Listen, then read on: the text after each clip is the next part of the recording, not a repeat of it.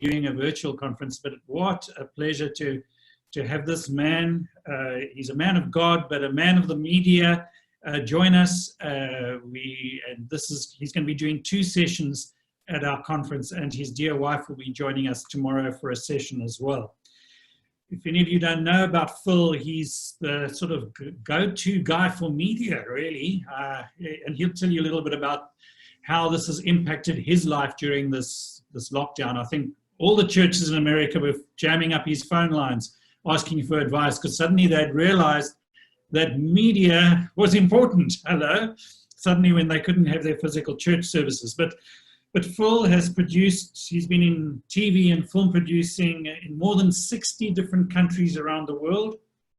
And in that time, he's been shot at. He's survived 2 military coups. He's fallen out of a helicopter. And in Africa, he's been threatened with prison. And during that time, through his company, Cooke Media Group in Los Angeles, California, he's helped some of the largest Christian and non-profit organizations in the world use the media to tell their story in a changing and disrupted culture. His most recent project is called Unique, the ultimate planner for creative professionals. It's very close to his heart, I know, to train up media professionals. In a time when most creative professionals are working with online productivity tools and apps for team communication, the Unique Creative Planner is a powerful printed notebook that brings today's priorities and tasks and events together so that your creative thinking can be released, and so forth. I've got such a long bio that I can go through here, but Phil, let's hand over to you. They've heard enough of my voice today. It's such an honor and privilege to have you here. Welcome. Well, thank you, Nerd, and I'm thrilled to be here. You know, it's so fun to come back to ACM conference. I remember being there very well, and Kathleen and I had a fantastic time, and I'm thrilled to be here, even though it's online and it's virtual. We can't wait till this thing is over and we can come back and be a part of the event live. It'll be really fun to catch up with all the people we know and love down there. So we're thrilled to be here. And I love your theme, by the way, Beyond Normal. This is certainly a beyond normal time. I've never been involved in anything like this global pandemic, certainly in my lifetime. And you're exactly right. When churches really faced this about 5 months ago, when we had lockdowns all over the world, we're still under a lockdown in California. Churches still can't meet where I live in California. And so during that time, pastors have had to completely change their thinking about media. It's interesting that Lifeway research indicated before the shutdown, 41% of churches, at least in America, had never, ever offered anything to their congregation online. No resources, no small groups, no worship experience. And I'll tell you, in the last 5 months, that's dramatically changed. It's interesting how many churches have really embraced media. In fact, before I get started, I'll just say you can see a little window over there in my office. I'm in my home office here in Burbank, California, in the heart of Los Angeles, right here in Hollywood. And I can look out that window and see Universal Studios, Disney Studios, Warner Brothers, the Cartoon Network, Nickelodeon. And it's interesting that for the last 5 months, those have been ghost towns. They've been completely empty. Nobody's working, nobody's producing, which means over the last 5 months, the church globally has produced more media than Hollywood. I think that's a really fascinating tidbit. We're out there. You guys have really stepped up, and certainly I'm honored to be a part of any group that's done the work that you guys have done. I know many of you that are listening right now are exhausted because you've been keeping your church online, you've been keeping your ministry organization online, you've been doing a remarkable, remarkable job. So I just, first of all, want to thank you guys because you have made a huge impression out there. It's funny, I got an email from a friend of mine who has a church in Montgomery, Alabama, here in the US. He has 900 members at his church. And about maybe a month or so into the shutdown, maybe 2 months into the shutdown, he emailed me and said, Phil, you won't believe this, but he said, before the shutdown, we had 28 subscribers to our YouTube channel. He said, now we have 23,000. He said, 1.5 million people have watched my Easter message on YouTube. And he said, every Sunday, we average about 30,000 viewers to our live stream services. He said, I feel guilty saying this as a pastor, but I really have no desire to go back into the building. He said, we're impacting more people than we've ever impacted in the history of our church. And I'm hearing that from so many other churches. In fact, We've had 3 clients, 3 churches that we work with during this shutdown go on broadcast television.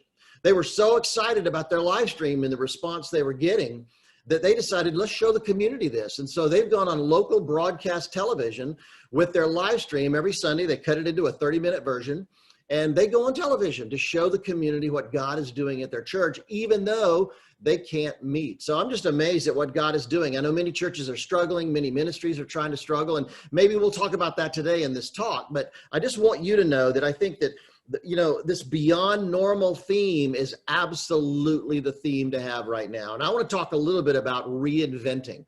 And if you got a pencil and a paper, I'd encourage you to get it out because we want to make some notes. This is a really important moment. Let me start off with the fact that research indicates that during a crisis moment like this, like we're in right now, even though we seem to be coming out of it, hopefully in the fall, during a crisis moment, is a really momentous time. And I'll tell you why. Early in my career, I wrote a book called Jolt, Get the Jump on a World That's Constantly Changing. Now, I wrote that book because I recognized people struggle with change. And I wanted to help people navigate this accelerating change that's happening in our culture. You have to admit, we're experiencing more change through media, through technology, through culture than any time in history.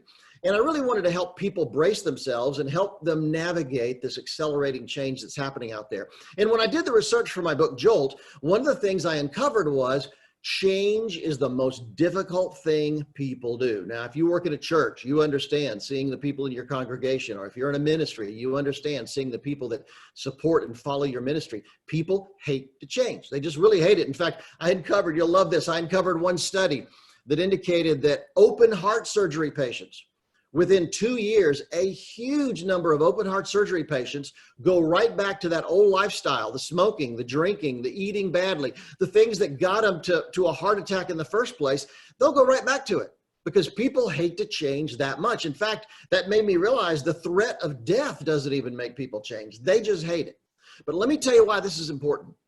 For the last 5 months, all we've heard on television, in the news, on commercials is there's a new normal. This global pandemic is changing everything. The world is undergoing a huge change and a huge challenge. So people are being bombarded with this message that change is happening, change is on the way. Things are not going to go back to the way they are. So that tells me if you ever wanted to change anything in your organization or in your life, this is the moment to do it. I'll tell you something. People right now are ready for change. They understand it. It's been beaten into them literally for the last 5 months through television and radio and other media online. People understand this is a time of momentous cataclysmic change, which means people in your congregation, people following your ministry, people around you in your community are more ready for change than any time in your lifetime. I don't know if we will ever encounter a moment in our lifetime when people are more ready to change. So here's the thing we need to think about. In your organization, let's start with that. Anything you want to change, and I know, trust me, if you're a pastor, if you're a media leader, I know you've got a list of things you've always hated about what you do. Maybe it's your leadership team. Maybe you want to rebrand your organization. Maybe you want to change the name of your church or your ministry.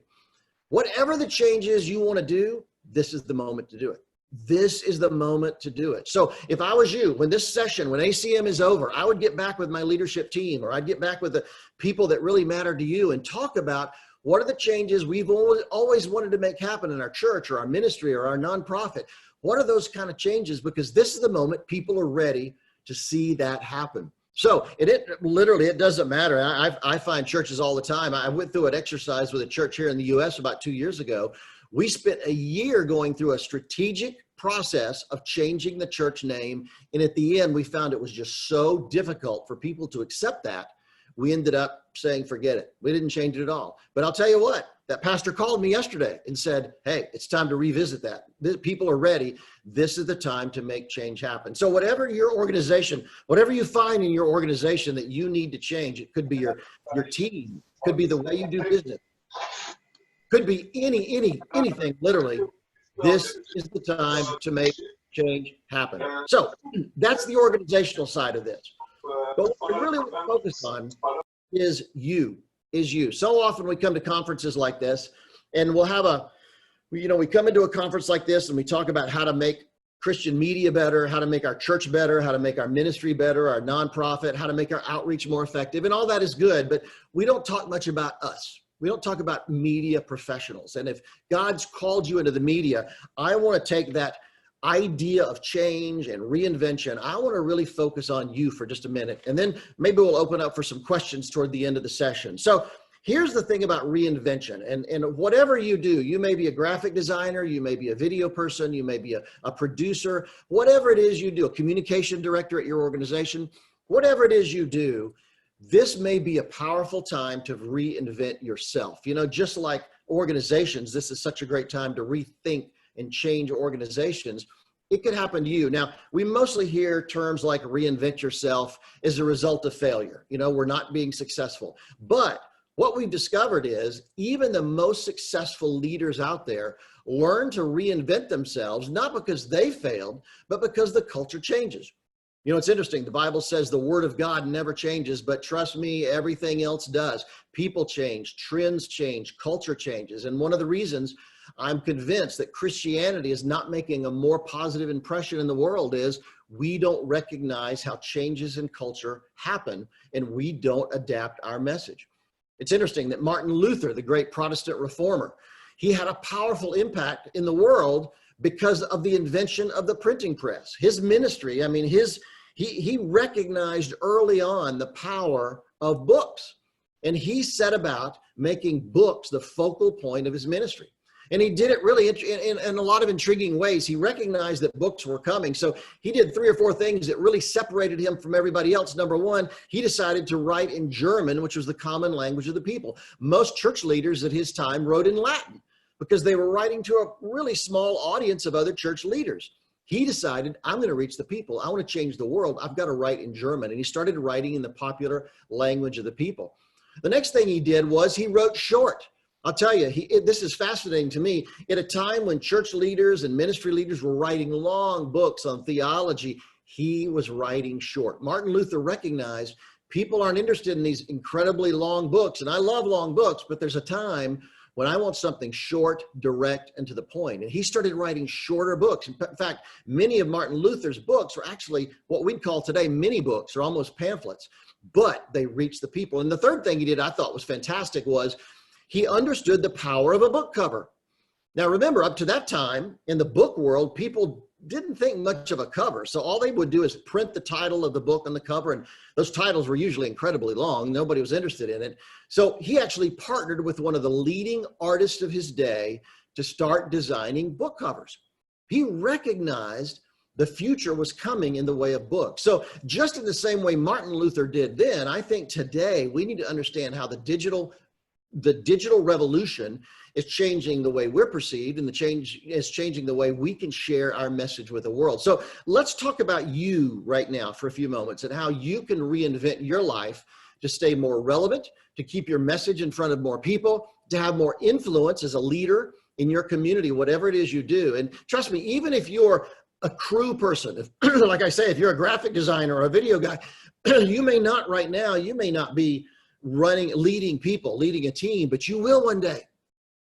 Chances are one day you will. So these principles are really important. And so let me tell you what my philosophy of reinvention is. I think that in my own life, I look back on my life and I've seen probably, 3 or 4 major reinventions in my career. I look at my career and see a major reinvention about every 10 to 15 years, maybe 10 to 12 years would even be more accurate. And I think that's true of most people I see. However, it's important to remember that we do minor reinventions. We do minor tweaks through our career all the time. It's like the difference between a rebrand of an organization and a brand refresh. Very often organizations, coffee shops or big technology companies like Apple or Google or other companies will do a major rebrand, but in between, you're always seeing them do minor tweaks to the logo, minor tweaks to their messaging, minor tweaks to the audience they're trying to reach. And remember, a logo isn't a brand, so that's only the visual expression of the brand. But when they reinvent, they do small minor tweaks, and I do it with my own life. I'm always trying to think, okay, what can I do better? How can I change my blog to reach more people? How can I write more effective books? How should my business card express what we do? How should our website, we're always tweaking our website, and those minor things are important. But in the midst of that, about every 10 to 12 years, I've experienced what I would call a major reinvention. Let me give you an example. When I was 36 years old, I got fired from my job. Now, sometimes a reinvention happens because we see a need to change the way we connect with our audience or change the way we connect with people in our field. Other times, a reinvention is forced on us. And at 36, I had a reinvention forced on me. I was producing the television program for, at the time, the largest media ministry in the world. And a new generation of leadership came in and really didn't care for my ideas so much.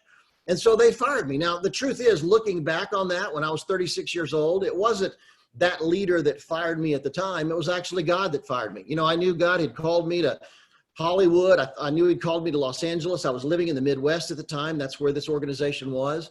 And I knew God called me here, but I'm the king. I don't know about you, but I'm the king of rationalization. Our kids were in great schools. We had a great church. Our friends were there. And I thought, well, Lord, I know you want me to come to Los Angeles, but wow, it's so expensive to live there. And it would be a major move. Maybe I could commute. Maybe I could fly back and forth. And it didn't take me long to realize that flying back and forth was crazy. It was just suicidal. So the truth is, I understood early on that I would have to move. And so I actually feel like ultimately it was God that fired me. It wasn't this leader that fired me. It was God that fired me because he wanted to push me out of the nest. And maybe some of you are experiencing that right now as well. It's particularly during a pandemic like this, it's difficult to step out of the nest and take a risk. But I think I was forced to do it at 36. I wouldn't do it. So God drugged me kicking and screaming and threw me out of the nest. And here I ended up in LA. But that reinvention at 36-year-old completely changed everything about my professional life. Kathleen and I came out here. We launched Cooke Media Group, our company, and just things took off. We've had much more influence in the culture. We've had much more influence with churches and ministry organizations. So that was the first time. The second reinvention I had was about 10 or 12 years later, when I came to this remarkable conclusion that my passion wasn't where I should focus. This is something some of you, I think, need to listen to. So often we get stuck on what we are passionate about. Now, when I left film school, I left college, I loved directing. And I was a pretty good director, I have to say. I've directed all over the world, and I've directed all kinds of projects, films and television programs and national TV commercials and all kinds of events. But I was doing a short film in Vancouver, Canada. It was for a Japanese company. And I was doing a short film, and I reached a place where I realized as a director, I've hit my ceiling. I was doing good work, but I was not doing great work. And I looked back and I thought, you know what, maybe this directing thing is not really what I'm called to do.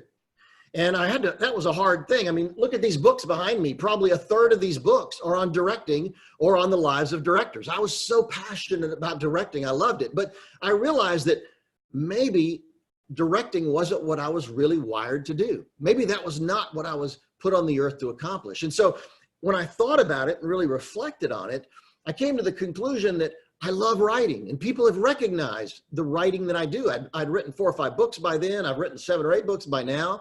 I just write naturally. My blog, I'm writing almost every day. It comes quite naturally to me, and I've done thousands of television programs and commercials and all kinds of things. And I've also produced all over the world. I've produced almost everything I've ever done, as well as directed. And I thought, there wasn't a term showrunner as we used here in Hollywood back then, but a showrunner is the writer and the producer of a program. And that's really the creative voice of a series, because in a television series, they'll bring on multiple directors. That's not unusual at all. But the writer and the producer is usually the first person on and the first person off a major series project. And I stepped back and I realized, wait a minute, that's what I'm really wired to do. And it cost me maybe 15 years of my career. But once I got on track, I started really taking off. So my challenge to you is, I would really examine, if you're pursuing something you're passionate about, my question to you is, that's okay, but is it what you're really wired to do? Is it what God put you on the earth to do? I get screenplays from people all the time that will send me scripts and say, Phil, I'm so passionate about writing. Well, yeah, but you're really terrible at it. You're not that great at writing. Maybe we should think about some other area where you can contribute. And let me just say this for the record. once you do find what God's called you to do, you get pretty passionate about that pretty quickly. So just don't substitute passion for what God's really wired and created you to do and put you on the earth to accomplish. So that was my second reinvention. I had a massive reinvention when I shifted from directing more to writing and producing. And it, again, once I did that shift, it opened up a new world to me that I didn't realize was out there, because God started really stepping in and showing me things that I had really turned a blind eye to because I was so focused on directing. And the third reinvention I had was probably about 6 or 8 years ago now, when I woke up one day. I recognized I was looking at my work, and something was not right. I'd go on Vimeo, I'd go on YouTube, I'd go on look at our hard drives of all the work that we'd done and the videos we were producing, the films, and all the kind of creative stuff we had been doing. And I started to realize all the video work that I'm doing is looking kind of dated. It looks really, really dated. And I realized that we often get stuck creatively in an era when we do really well. So in your case, maybe it's you've won some awards. I remember a time when I'd won a number of awards. I was covered, my work was covered in some magazine articles. I'd gotten some acclaim. Well, you know what? I kind of got stuck in the style and the way I was doing things at that time. And so it was a wake-up call to me that I need to update, because things change. Again, the Word of God doesn't change, but trust me, everything else does. So I recognized I needed to update my work, and I started studying what other people are doing, what other producers are doing, how they're doing the lighting, how they're running camera, how they're telling the story. And I started adapting and understanding that my work really was kind of dated. So I started surrounding myself with younger people, really, really hyper creative voices who weren't afraid to push back on me and say, Phil, whoa. This is a little old style. This is a little old school. Maybe we need to shoot it this way. And here's the thing, as a leader, I didn't fight it. And I would encourage you, if you're an older leader, don't fight those younger voices that are trying to tell you where the culture is going. Because it's just one of the great faults of humanity. As we get older, sometimes we get unplugged from what's really happening out there in the culture today. So the 3 major reinventions of my life so far, and I'm sure there's more to come, but so far was getting fired at 36, where the reinvention was forced on me, and I moved to another city and launched our company and reset up everything we do. The second reinvention was when I discovered that passion really wasn't what I should be pursuing. It wasn't passion. It was about discovering what God had really wired me to do. In fact, it's interesting, out of that experience came my book, One Big Thing, Discovering What You Were Born to Do. And if you're struggling with discovering what that one big thing is, I would encourage you to check out my book, One Big Thing, Discovering What You Were Born to Do, because it really opened my eyes. And that book is really kind of a roadmap to the process that led me to realize that writing and producing was my calling, not so much directing. So I'm able now to put my ego aside and sit back and bring on more talented directors. And now we're doing so much better work. But then the third reinvention, as I mentioned, was I was just getting the realization that I was just getting dated. And I'd gotten stuck in a certain era when I was doing well. So let me give you probably 5 or 6 points that I think are really important as you start thinking about reinventing your life. And trust me, even if you don't realize right now that this is necessary, I would encourage you to write it down, reflect on it, think about these points I'm about to share, because I think they will have a profound effect on your professional career. So number 1 is, and I think this is the single most important step towards reinvention, is never allowing yourself to get stuck like I did. Never allowing yourself to get stuck. And you know what? We don't think of ourselves as stuck, but I'll tell you, if I watched all of your work right now, if you each individually came to me and showed me your portfolio or your demo reel or examples of your work, I could point out a significant number of people listening right now. I could point out where you got stuck. And it's been so sensitive to me because it happened to me. And I can tell you, I see it all the time, particularly with Christian producers who feel like the call of God on their life is so powerful, which is great, who feel like sharing the message of the gospel is great through media, which is great. However, the way they do it, they tend to get stuck. Maybe it's their lighting technique. Maybe it's their writing style. Maybe it's their camera work. So understand, don't get stuck. I allowed myself to get stuck in the Midwest I had to get fired. And I allowed myself to get stuck out here when I realized my work was dated. So there's a number of ways, first of all, that your work can get stuck. It's not just in the style, but you may be stuck in your career because you're afraid to step out into that job you feel God's called you to. Maybe you're stuck because you're afraid to move to that other city. And I recognize during a pandemic, it's a very frightening time and it's a challenging time to take a bold move.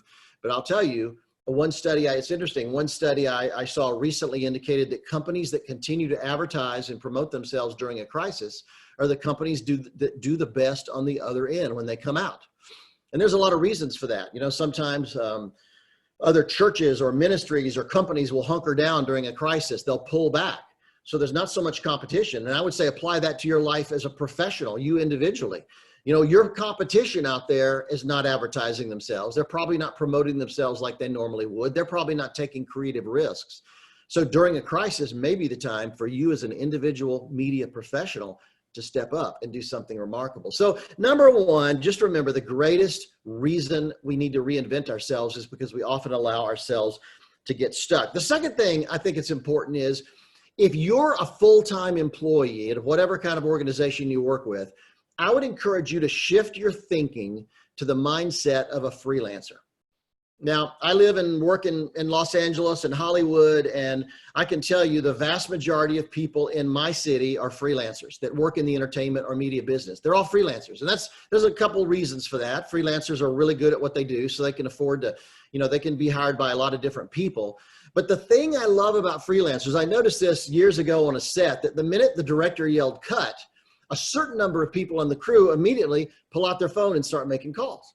And at first I thought, well, they're calling their friends or giving them an update of what's going on, or maybe checking in at home on their kids or whatever. But it didn't take me long to realize they're not calling their friends, they're lining up their next job. Because a freelancer essentially wakes up every morning unemployed. A freelancer is only working on that project, and when that project is done, and it may be a one-day project, it may be a 10-day project or a 10-month project, but when that project is done, they're done. And they've got to find another job to do. So here's the reason why that is so important. I find that full-time employees, and there's nothing wrong with being full-time, trust me, it's nothing wrong, but it's a mindset you can get into if you're not careful. Full-time employees, they get a salary. They get insurance benefits. They get all kind of, you know, special benefits that other freelancers don't get. And you kind of get locked into that. You know, when you got that monthly paycheck coming, it's pretty easy to get pretty set. And you don't start pushing the envelope. You don't start taking risks. And the result of that is I often find they tend to get lazy. They tend to get lazy creatively. They tend to get lazy when it comes to networking with other creative professionals. And probably what's most important, they're the ones that if they ever do get laid off, or they get fired, or their company closes down, they're the ones that are most trapped. They're shocked. They're caught in this vice because they haven't been thinking about my next job. A great example is I did a documentary a number of years ago for public broadcasting here in the US on the life of William Wilberforce, who was the British parliamentarian who abolished the slave trade in the British Empire. And he was a parliamentarian in Great Britain. And I did a 1-hour documentary on his life. And it got quite a bit of acclaim, but when it came to the audio, it was so involved. I wanted to go to an audio studio who could do some really unusual things with the audio, with the soundtrack, just the sound effects and the narrator and some interesting things I wanted to do. So I went to visit a couple recording studios when it came time for that phase of the project. And I went to one recording studio, and it was interesting. The engineer was a full-time employee. So the room was essentially his responsibility. And he worked in that room every single day. He'd set up the room the way he liked it. He had it wired the way he liked it. And he had the room set up the way he preferred. And so when I explained to him what I wanted to do, he thought for a few minutes and said, you know, the truth is that's not what I like to do. And it's not what we're set up to do. And so I just don't think we can do what you need to do for this particular project. So I said, okay, that's fine. And I went down the street to another recording studio. And I learned pretty quickly that this engineer was a freelancer. This wasn't his room. It wasn't his board. It wasn't set up the way he wanted to do it. He would work here one day, and he'd work in another studio another day, and he'd maybe go a week without working, but then go to another studio. And I explained what I wanted to do to him. And I said, look, you know, this is kind of unusual. And I went through the whole thing. And he thought for a minute and he said, tell you what, Mr. Cooke, you go down to the hall to the kitchen, have a cup of coffee, give me about 30 minutes. I'll rewire the room and we'll be set up to do what you need to do. And that was such a revelation to me that the full-time employee, it wasn't worth his trouble. He was going to get a salary no matter what. Why should he go to all this trouble to do something unusual and different? But the freelancer, man, if he didn't do this job, he didn't work that day. And so he had a lot more incentive to do whatever it took to make it happen. And so he was willing to rewire the room. He was willing to think differently. And that had such a profound effect on me. And I thought, man, if every Christian media professional thought like freelancers, you don't have to be a freelancer.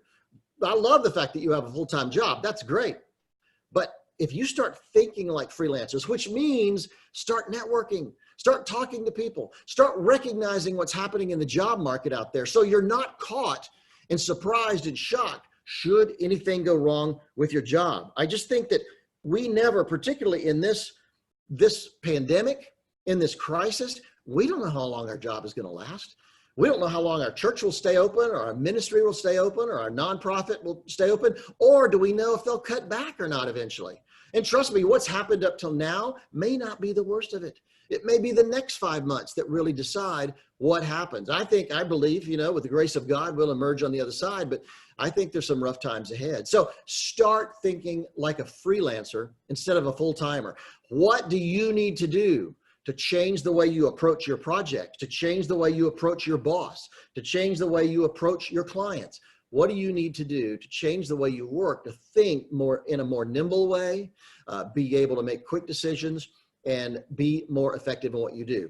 So number three, the outgrowth of that is number three, which is really start developing better relationships.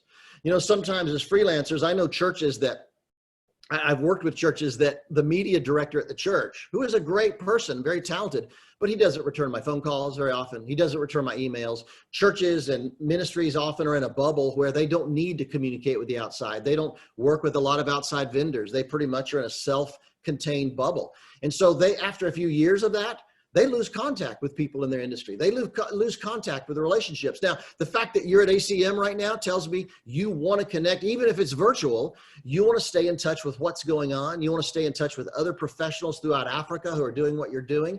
I think that's fantastic. And that says something really positive about what you want to do in your career. So I think that's very, very important. But the key is those relationships matter. When I got fired at 36, I had been out there hustling. I had a number of relationships. I was meeting people. I wasn't staying in a self-contained bubble. So as soon as I got fired, I started calling those relationships. And one of those relationships was the first person that ever offered me a job once my career was ended at that particular place. So I think keeping those relationships is absolutely critical. Now, I would say number four is another extension of that, which is get a side hustle. Get a side hustle. If you're a full-timer, get another side hustle. It's interesting that when you study entrepreneurs, they always have multiple streams of income. I'm sure you've heard that phrase, multiple streams of income, because if one should crash and burn, if one shouldn't work out, they still have other ways to make a living. Now, it doesn't mean you cheat your full-time employer, but when I was working full-time back in my 30s, I was always really thrilled to do outside projects for other people. Sometimes I did it for payment. Other time I did it just to plant a seed, to help other ministries grow. And I was doing commercials for them and promos. Sometimes I would coach them on their local television program, or help them do a new show open for their TV program, or help them understand the video world more effectively. Now you could help local churches or ministry organizations with their websites, with their social media. There's so many other options now where you can help people. And I think that one of the key things is understanding that by doing a side hustle, when you're ready, if circumstances ever change and you're ready to leave or you're forced to leave, you have opportunities out there and you can reinvent much more quickly and effectively. In fact, it was one of those side hustles I'd been doing, and I'd been doing it with the permission of the organization. They said, hey, nights and weekends are yours. Whatever you want to do, go do. And so I'd often travel to even other cities on weekends to help ministry organizations do media more effectively. And one of those groups, one of those organizations was the first person that offered me a job, a freelance project, as soon as I got fired from my job at 36. So that's critically important.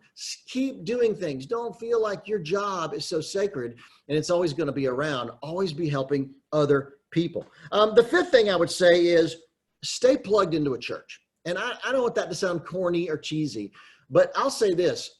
In my work, I'm often shocked at the number of Christian media professionals that work for a large media ministry. And I'll ask them, where do you go to church? They say, I don't go to church. You know, I work in Christian media 5 days a week. I really don't feel the need to go to church on Sunday. I'll tell you, nothing could be farther from the truth, and nothing could be more damaging to somebody. I believe that you need to be plugged in. And this is difficult if you happen to be a media person at a local church, because I know on Sundays you're thinking about the lighting or thinking about camera positions or thinking about the website or what you're going to do with social media once the pastor's message is done. I know that's vitally important. So it's even difficult for you, but staying plugged in where you can be accountable to other people, where you can really continue to grow in the Word of God, where you can continue to grow in the ministry. I just think that's very important. We often forget as Christian media professionals how important it is to be plugged into a local church where you can be accountable. If you want to reinvent, that's where you need to do. I find Christians that come to Hollywood, for instance, the ones that fail first are usually the ones that don't get plugged into a local church. And when a crisis happens in their lives, they have nowhere to turn. So I think that's important. And the last couple of things I would say is that number 6, keep learning and growing. I have a little plaque on my desk right here behind me that is a quote from Michelangelo, the great artist, who said, "I've never stopped learning." I mean, many people would consider him the greatest artist of all time. And yet he was willing to say, "I've never stopped learning." I'll tell you, I'm just amazed at the number of Christian media professionals that don't know what's happening out there in the world beyond what they do for a living.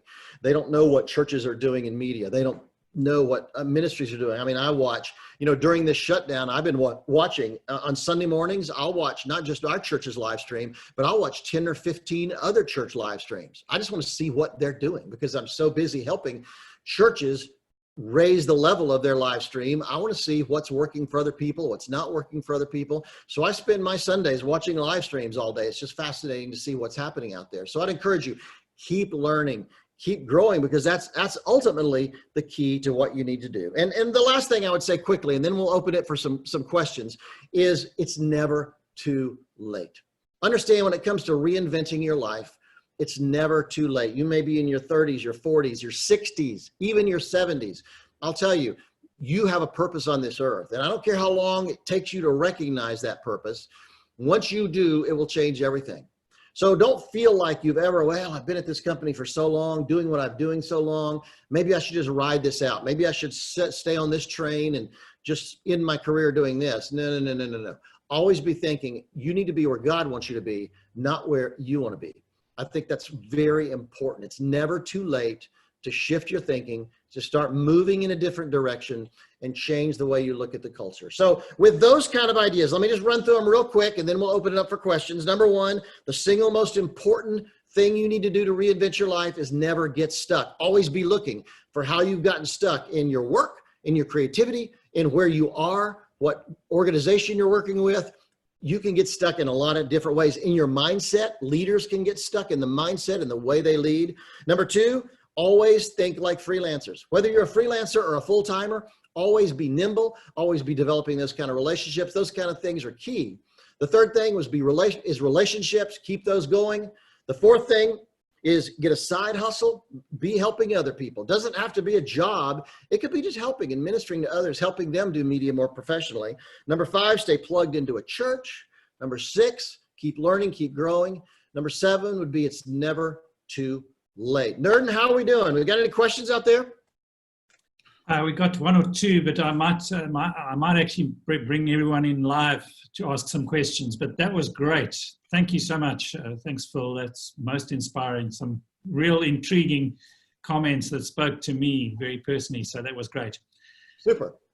So this whole thing of freelancing, that was quite interesting that came out, because there's so many people in our country that have lost jobs. And what do you do if you're sitting at home and you've suddenly had the shock of your company you're working for has gone bankrupt, and wow, what do you do? And you know, there's that one side, but also is, you know, some of us work in media organizations. How do we, as the local radio station, what message can we bring to those, and what are the kinds of things we can do as media to, because there are thousands of people in that position right now. Yeah. Well, I'm a big believer in planting seeds, that's for sure. And I just in my own situation, and I totally get that it's a challenging time. When we had the shutdown here in the U.S., I really worried for my team. We've got a small team, 4 or 5 full-timers, and then we've got a number of freelancers around the country. But I got worried about how am I going to, you know, get through this thing financially. And so I immediately, for some reason, I don't remember why, but someone asked me about their live stream. Now, we'd worked with churches for years, helping them up the level of their live stream. So this wasn't new to me. Live streaming wasn't new. So I immediately realized, I don't know what I'm going to do. How are we going to get through this? But I got on Zoom and I started just doing some teaching on how to maximize your live stream, how to make your live stream more effectively. And I did it for free. I did a class for Oral Roberts University in Tulsa. I did a class for Liberty University in Virginia. I started speaking to denominational groups of pastors. I spoke to 200 pastors in Russia, 50 in South America. Yesterday, I did 65 pastors, Portuguese speaking pastors in Portugal and Brazil and Angola. And I've been doing all that for free. I don't get paid for any of that stuff, but I recognize this is the moment where these pastors need to learn this stuff.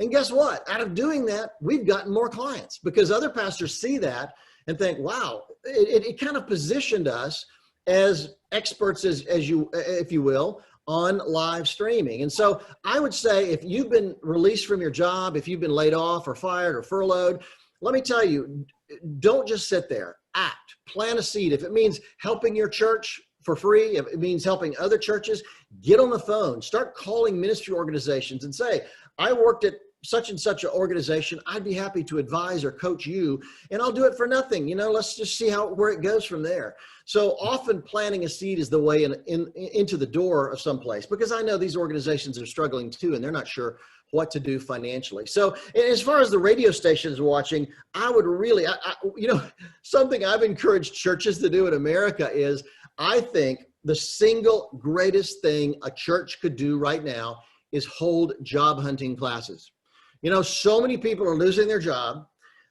They're desperate for information about how I get to the next job or what do I need to do right now. And job market has changed so dramatically in the last 5 or 10 years that I'm telling churches, hold job hunting classes. I mean, what an evangelistic effort to reach into your community, because people who have never darkened the door of your church will come and visit a job hunting class.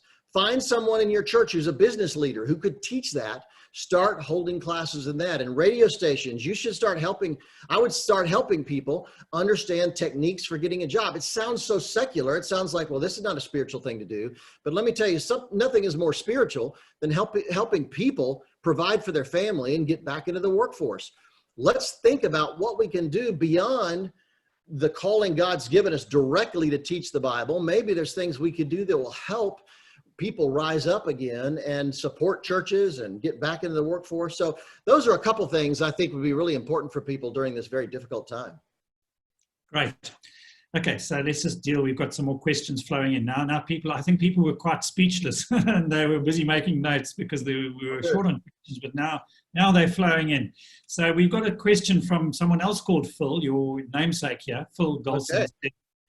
On the issue of being or staying relevant and culture sensitive, okay, we have to remain relevant and culture sensitive versus and culture friendly. How has Cooke Media erected boundaries for places you won't go? Creatively for protecting God's name and reputation. But sometimes, you know, in your thing, you can be so desperate for work, you'll take anything. And how do you maintain standards and things like that? Yes, I've run right up to the edge of that question many times, so I totally understand it, and it's a great question. The first thing I would say is it's different for every person. Don't judge your limit by what somebody else's limit is.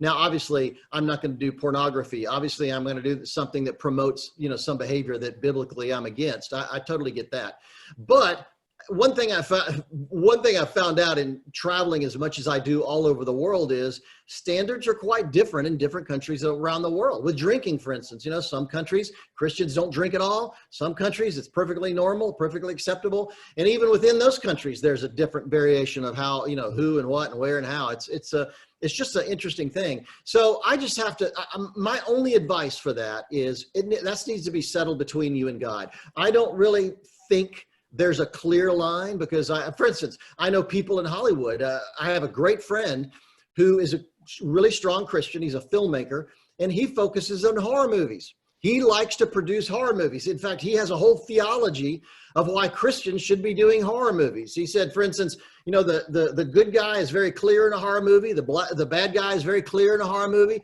He said, morally, it's a very clear kind of story to tell. And he said, the bad guy always gets what's coming to him in the end.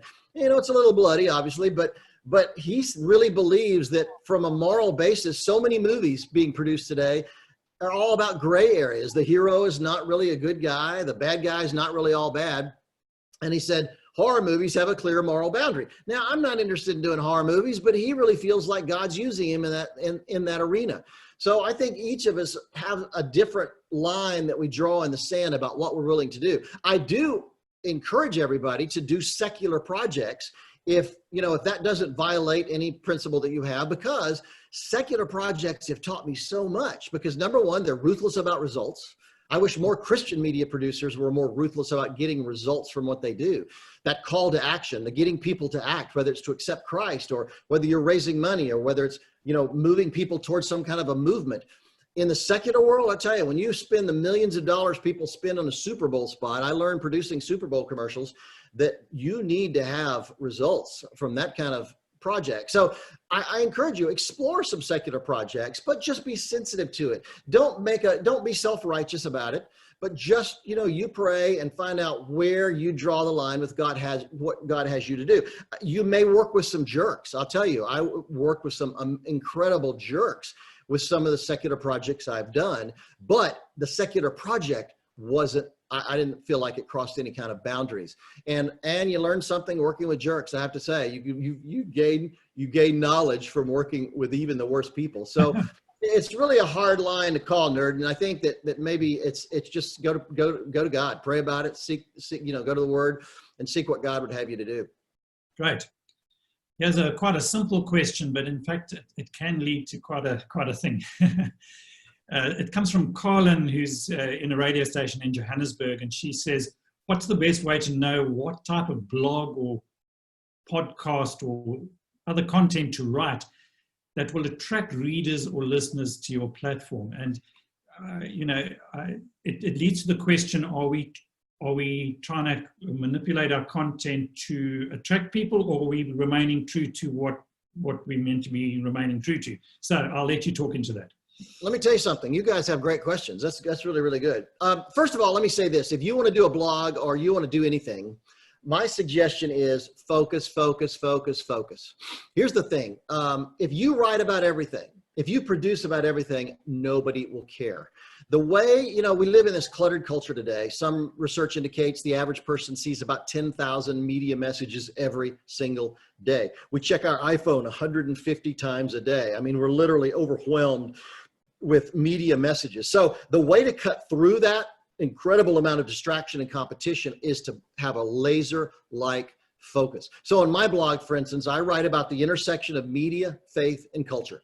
I don't write about politics. I don't write about sports. I don't write about recipes. I'm not interested in other stuff. I'm going to focus. I have a friend, Dan Rockwell. He's a leadership guy, and he has his social media platforms are Leadership Freak, @LeadershipFreak. And let me tell you, he doesn't write about anything but leadership. He doesn't tell about his kids. He doesn't talk about his family vacation. All he writes is leadership tips. And he's got more than 250,000 followers. It's interesting. It seems ironic that if you focus, you'll actually get more people. So I just find the people that are most successful, whether it's leadership, media, and even in media, focus on what you do. It could be video editing. You know, I encourage people, become an authority in whatever area you're in, whether you're a graphic designer, a video editor, a shooter, whatever you do, a writer, focus on that area and become the kind of authority that would make people want to follow you to learn more about that subject. So, you know, my following is people that are passionately interested in not just media, but using media to share their message with the world.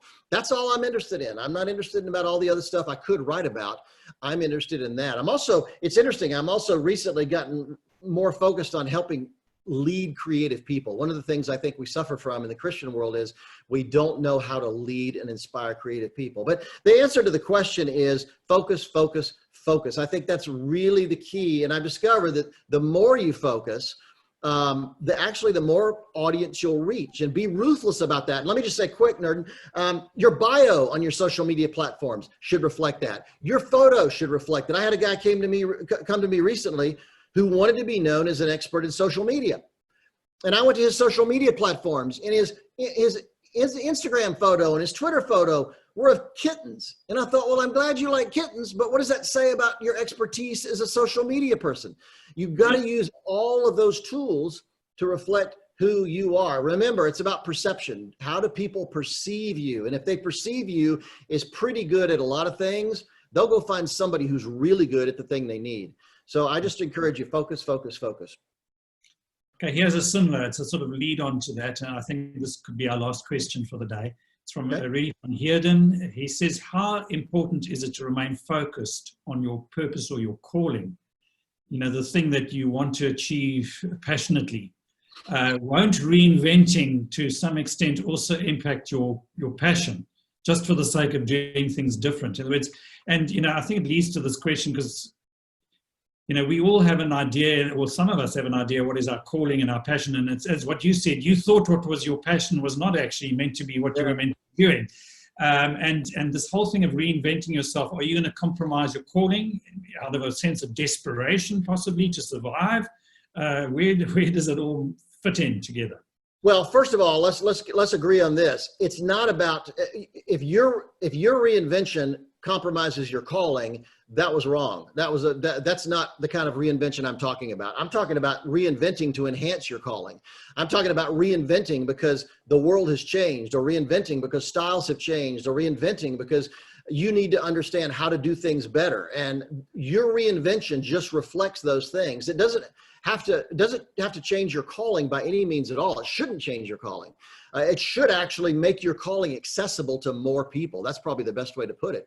Your reinvention keeps you relevant. Your reinvention, you know, it'd be like trying to preach the gospel and dressing out of date, having your style being out of date. Nobody wants to listen to you. Here, let me tell you, we live in an 8-second world. A study came out here in the US about 2 years ago that indicates we live in such a cluttered world, such a distracted world. We have so many options. We have so many things to do that when you meet somebody for the first time, you decide what you think of that person in the first 4 to 8 seconds. Now think about that for a minute. You haven't had time to really meet them. You haven't had time to really hear what they have to say. But hey, we're so distracted. We're pulled in so many directions. We've changed our behavior that we've started making decisions about things we don't even know what they are. Which means, I tell pastors, I'm glad your sermon's anointed. I'm glad your worship is fantastic. But in an 8-second world, what's your parking experience like? What's your church lobby look like? Who's the first person a new visitor meets when they walk in the door? People are making decisions about your church long before they actually get to their seat. In the same way with your career, before you've had a chance to do that project, they're deciding when you walk in the room to pitch yourself, how you're dressed, your attitude, your knowledge, your resume, your business card, all those things, they're making decisions based on those things. In other words, attention is the new currency. I don't care how great you are. I don't even care what your calling is. If you can't capture people's attention, you failed. You failed. And we just happen to live in this terrible time in the history of the world where capturing people's attention really matters. Now, it doesn't mean you do stupid things. It doesn't mean you do gimmicks, but it does mean the image you present out there, the perception that you present out there needs to be compelling, capture people's attention so they realize that's the guy I need to produce my project. That's the girl I need to design that website. That's the person I need to run that radio show. That is the perception you need to give. And maybe it's time to reinvent yourself to make sure that's the perception that happens. And people realize that's his calling, that's his perception. He's incredibly gifted. I want that person. Oh, that's so interesting. I spent many years in the music industry, Christian music industry, and even music changed where it's not advisable these days to write a long instrumental beginning to a song because people's average time on Spotify is like a few seconds. If you're not grabbed, if your song does not grab you in the first 3 seconds, they just move on. So songs are starting without any instrumental you got to get your hook in quickly. Boy, that's true. That is so true. Yeah. Okay, Phil, I think that was great. I think we've really got a great response here from people, some real positive comments, but I thought we'd just invite everyone to come and open up their video so you can see who you've been talking to and they can give you the Look at that. Real people out there. There's some people out there. So open up your videos, guys. Show yourselves, or unless you Hey, wait a minute, hang on there. I'm going to take a picture of you guys. This is awesome. This is great. You want to take a picture of us, Phil? Do that. I am. This is fantastic. I'm going to have to promote this. Hi. I see friends. It's fantastic, guys. Well, listen, let me tell you something. Following up to this, my blog is at philcooke.com. I'm Cooke with an E. Send me questions. You can email me from my blog. If you have challenges in your life, send me questions. I just really, I feel a really burden to help. I've just released a new book. It's coming out next month called Maximize Your Influence, How Digital Media Can Help Your Ministry, your church, or you. And I just think that right now is a moment for us to act. So thanks again for inviting me. Thanks for the great questions. I think that was really fun. And I can't wait to come back and see you guys in person. So that is. Thank you, Phil. Is it Cooke? Thanks, Phil. Thanks, Phil. Thank you guys. Hi, Doug. Thanks, people. Thanks, Phil. Right, can you let me talk now? I just have a sense that I'd like to ask Phil to pray for us here in South Africa and for media in South Africa. Would you say a prayer for us, Phil? And then I've just got some closing announcements.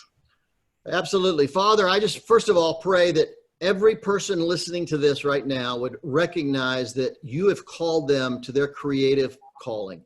You've called them to a media, a communications position that is just as anointed as a pastor, as a ministry leader, as an evangelist. You have called this generation to use media to reach this culture with the gospel. And I just pray you to empower and inspire everyone listening today to understand who they are. Help them to step up and realize the stakes are higher now than they've been in a very long time. And this is our moment. Father, thank you for every person here. I pray you'd intervene in their lives. People that may be struggling with their job or their career or their purpose, I pray you'd really provide the answers that they need. And I pray for all the ministries, the churches, the nonprofits in South Africa that are doing, and all over Africa that are doing a remarkable work to help change the culture and help inject the power of the gospel into this world. I just pray you'd bless them financially, bless them with their followers, help them to grow. And thank you so much for ACM. Thank you for the team that's come together to help really teach and train a new generation of media professionals throughout Africa and the world. Thank you so much for being here today. And I pray you'd bless every single one in Jesus' name. Amen. Amen. Okay, guys, thanks so much, Phil. We really appreciate you getting up at 7. Are you going to go and get some coffee now? Absolutely. I'm checking out. Thank you, guys. Bye-bye. Thank you, Phil.